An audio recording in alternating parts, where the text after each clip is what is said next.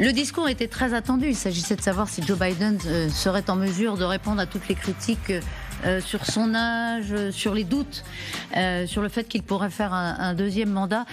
On va entendre dans un instant la proposition qu'il a faite dans ce discours de l'État de l'Union qui a duré plus d'1 heure, qui nous interroge. Est-ce que c'est viable, un port à Gaza? Est-ce que c'est réaliste? Est-ce que c'est une solution? C'est ce qu'il a annoncé. Général Trinquant, Jean de Guignasti, Xavier Giacomini qui nous a rejoint. Ce sera très intéressant de vous entendre. Juste un mot avant que Jade nous explique de quoi on parle avec ce port. Il a passé l'épreuve haut la main ou pas, Joe Biden?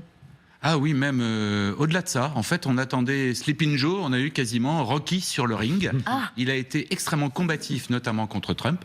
Et il a parlé de l'ancien président à 12 reprises. Il n'a jamais cité son nom. Il a dit l'ex-président, il a dit le monsieur... Mon prédécesseur, très souvent. Mon prédécesseur, très souvent, mais il en a parlé souvent pour se moquer de lui, pour battre en brèche ses propositions, notamment sur l'Ukraine, sur Gaza aussi. Et puis, il a vanté son programme économique qui... manifestement, est très bon, et ça parle aux Américains aussi. Oui. Ils n'ont pas encore compris que l'économie était de retour et dans le bon sens pour les États-Unis. Donc, Biden is back for you. Vous nous en reparlerez tout à l'heure. Il n'a pas fait de gaffe. Jusqu'à la prochaine gaffe. Pas de lapsus, pas d'absence. Non. Tout s'est très bien passé du point de vue des démocrates. Rien n'est peut-être perdu pour les démocrates. Vous nous le redirez d'ailleurs tout à l'heure. Mais d'abord, cette proposition de construire un port à Gaza pour acheminer l'aide humanitaire. Jade, rejoignez-nous, parce que c'est vrai que tout de suite on cherche à visualiser qui pourrait faire ça, à quoi ça pourrait ressembler, est-ce que ça a la moindre réalité, ça peut avoir la moindre réalité? Dites-nous tout. Oui, effectivement. Donc, on parle d'un port temporaire qui serait installé au large de Gaza. C'est l'une des informations que l'on retient de ce discours au Congrès sur l'état d'union de Joe Biden hier. Écoutez le président américain à ce sujet. Ce soir, je demande aux forces armées américaines de mettre en place une mission pour établir un port temporaire sur les côtes de Gaza dans la mer Méditerranée, avec de nombreux envois de nourriture, d'eau, d'aide médicale et d'abris temporaires. Alors c'est un port qui prendrait la forme d'un ponton flottant qui permettrait donc d'acheminer l'aide de ce ponton à Gaza par voie maritime, l'équivalent de centaines de camions d'aide supplémentaires chaque jour. Alors c'est dans le New York Times qu'on arrive à avoir des informations complémentaires concernant ce projet, des informations qui sont fournies par des responsables américains. Ce port serait en fait positionné au large de Wadi Gaza, donc dans la moitié nord de l'enclave, un port construit à partir de navires américains, puis déplacé à proximité de la côte. De là, 2 options.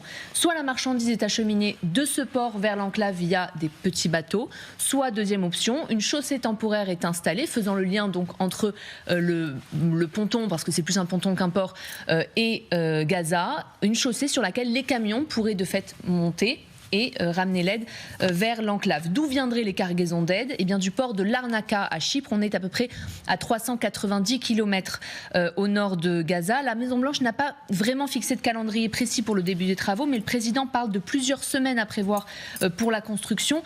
Le corps de l'armée qui serait en charge de la construction de ce pont a une longue expérience dans la construction de quais flottants. Donc ça ne sera pas nécessairement long, même si quand on meurt de faim, chaque jour compte, bien évidemment.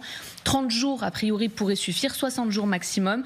Un projet qui impliquerait des centaines de soldats américains donc au large de Gaza sur des navires. Attention, pour le président Joe Biden, il n'est absolument hors de question qu'un seul soldat pose un pied à Gaza. Pas une chaussure américaine sur le sol de Gaza, a-t-il dit. Les responsables américains ont déclaré avoir travaillé en étroite collaboration avec les Israéliens pour élaborer ce projet. Et les Israéliens ont eux-mêmes travaillé avec Chypre pour mettre au point un système d'inspection de l'aide avant qu'elle soit acheminée. Dans tous les cas, ce projet ne peut se faire qu'avec l'accord d'Israël qui, je vous le rappelle, contrôle les eaux autour de Gaza. Écoutez, il y a 80 ans, au large de la Normandie, les Américains ont mis en place le même dispositif pour apporter toute la logistique des troupes américaines qui avaient débarqué. Donc c'est une pratique, et je pense que si le président américain l'a énoncé, c'est que les études ont été faites, bien sûr, avant, de possibilités de réalisation de ce port. on peut se demander... Il ne l'a pas sorti de son chapeau hier, non. ou cette Ça a nuit été dans étudié, le discours. Ça a été étudié. Dans le détail, avec les flux logistiques, Chypre amené jusqu'au ponton, les pontos, comment ça se passe pour le débarquer. Pardon, ça demande combien de navires? Il faut que le génie, évidemment, soit sollicité. Est-ce que ça mobilise énormément de moyens? Ah oui, c'est des moyens considérables. Ce sont des moyens considérables à la fois pour les pontons et la mise en place, et puis la logistique globalement. Parce que on parlait des parachutages. Les parachutages, c'est 34 000 personnes, 34 000 repas qui sont livrés pour 1,5 million de personnes. Donc c'est ridicule. 34 000 repas livrés c'est à la fois pour montrer qu'on fait quelque chose, et puis Boucher met une petite rustine. Mais l'important, c'est la noria qui doit être amenée. Et la noria, je répète, c'est exactement ce qui se faisait il y a 80 ans en Normandie. Vous dites, je m'appuie sur votre expérience, vous dites des moyens considérables. On a une idée de ce que ça constitue comme moyens? Est-ce qu'ils sont déjà sur les bases américaines, pas loin, et ils vont pouvoir être déportés? Alors je pense que d'abord l'étude a été faite pour que le président puisse l'annoncer, et le go a été donné. Les moyens sont en train de se mettre en place. Je ne dis pas qu'ils sont présents à Chypre. On verra au fil du long. Alors pourquoi ne pas annoncer plutôt de mettre beaucoup plus de camions à disposition des Gazaouis? Pourquoi ce port? C'est la bonne question, parce qu'en fait, ce port, d'abord, ça va être très compliqué de le mettre en place. Il faut beaucoup de temps. On parle de un mois, 60 jours. Oui, minimum. Et puis, il y a vraiment du travail quand même. C'est un gros travail. Les Alliés, pendant le débarquement, vous en parliez, général, ont mis en place 2 ports. L'un a été détruit par une tempête à peine 3 jours après qu'ils aient commencé à le construire. Donc, c'est quand même quelque chose d'assez compliqué. Mais surtout, ce qu'on voit aujourd'hui sur le papier, c'est qu'a priori, ça ne sert strictement à rien. L'aide, elle peut très facilement arriver par l'Égypte, le port d'Al-Arish, ensuite le point de passage de Rafah, la frontière entre l'Égypte et la bande de Gaza, et puis il y a aussi le point d'entrée habituel des marchandises dans Gaza qui s'appelle Kerem Shalom, qui lui est en territoire israélien. Donc pour ce port, de toute façon, il faut l'autorisation des Israéliens, c'est indispensable, mais s'il la donne pour le port, autant qu'il la donne pour les points de passage terrestres. Il y a déjà 500 000 camions qui attendent, notamment à Rafah. Pour les Israéliens, il y a un énorme problème de sécurité. Il faut pouvoir inspecter toutes les cargaisons pour être certain qu'il n'y ait pas des armes dedans. Voilà, ça c'est le problème israélien. Après, c'est une volonté politique. Mais je voudrais quand même qu'on re-regarde les images des camions pillés et des convois meurtriers dont on a parlé ici même il y a quelques jours. Ces images, plus personne ne veut les revoir. On a le sentiment que ce risque-là, il existe en permanence. Ce ne sont pas tout à fait ces images, c'est les images qu'on voyait depuis des drones. On voyait des Gazaouis en train de courir et de prendre d'assaut les camions. Ce sont ces images-là. Et passer sous les roues des camions. Et passer sous les roues des camions. Un port, ça par exemple, ça protège. Non, il y a des camions derrière. Après, pour acheminer l'aide sur les différents centres de distribution, il faudra forcément des camions. Donc on reproduit les mêmes risques. Exactement. Avec les navires. Avec les parachutages, pareil. Complètement. Avec un sujet particulier qui est que comme l'armée israélienne, l'Israël, ne veut pas que l'UNRWA, qui connaît Gaza, qui a l'habitude de travailler dans Gaza, soit responsable de ça, puisque son but c'est de détruire l'UNRWA, eh bien c'est l'armée israélienne qui le fait, d'où les dérapages qu'il y a eu. Parce que quand on voit des centaines de gens qui arrivent, l'armée israélienne se sent menacée et du coup ouvre le feu. Et le problème se posera à l'arrivée des pontons, de la même façon. Oui. Pensez bien que les Gazaouis, ils ne vont pas attendre qu'on leur livre sur les points de livraison, ils vont venir sur les plages auprès des pontons. Et donc le problème va se reproduire de la même façon. Donc vous dites que c'est un peu indémerdable. Pardon pour l'expression, mais c'est ce que vous dites. La dimension, les points de passage. C'est la seule solution. La dimension essentielle de cette proposition, c'est une dimension de politique intérieure. Parce que Biden doit faire oublier, qu'il n'est pas capable de négocier un cessez-le-feu, alors que maintenant il a pris position pour un cessez-le-feu. 2, qu'il n'est pas capable de faire passer l'aide humanitaire à partir de Rafah et d'en convaincre les Égyptiens, ou même de Ker Shalom, l'entrée du côté israélien. En fait, il n'est pas capable non plus, il n'a pas d'option politique, il n'a pas proposé d'option politique. On ne sait pas ce que... la position à deux États a été faiblement réaffirmée, mais c'est l'impasse totale. On ne sait pas exactement ce que les Américains sont prêts à négocier avec les Israéliens. Et puis, dernier point, s'il y avait un point à faire pour abréger les souffrances des Palestiniens, c'est tout simplement de cesser de livrer des bombes aux Israéliens. Donc, effet d'annonce pour vous. Nicolas Rouget, vous êtes avec nous en direct d'Israël. Merci à vous. Vous entendez l'accueil assez tiède qui est fait sur ce plateau pour cette proposition qui, effectivement, rappelle d'autres épisodes du même type dans l'histoire, mais qui, aujourd'hui, ne répondrait pas à la problématique d'un territoire affamé. Quel est l'accueil réservé en Israël par la proposition américaine ? Oui, l'accueil a été assez tiède ici, aussi, très clairement. On en parlait tout de suite, c'est un problème de politique intérieure pour Joe Biden. C'est aussi évidemment la livraison de l'aide humanitaire aux Gazaouis. C'est un problème de politique intérieure aussi pour les Israéliens. On en parle comme si c'était de la logistique, mais évidemment, c'est faux. Il y a les points de passage de Rafah et de Kerem Shalom, mais il y a aussi d'autres points de passage au nord de la bande, à Karni, à Erez. Certains ont été endommagés par l'attaque du Hamas, c'est vrai, mais maintenant ça fait plus de 5 mois, ils auraient pu être remis en état. Le dossier a été livré par l'ONU dès le début du conflit pour justement rouvrir ces points de passage, pour pouvoir faire passer l'humanitaire, inonder la bande de Gaza de nourriture. Et donc c'est possible, ce n'est pas que c'est pas possible, mais c'est que cette aide humanitaire est éminemment politique ici en Israël.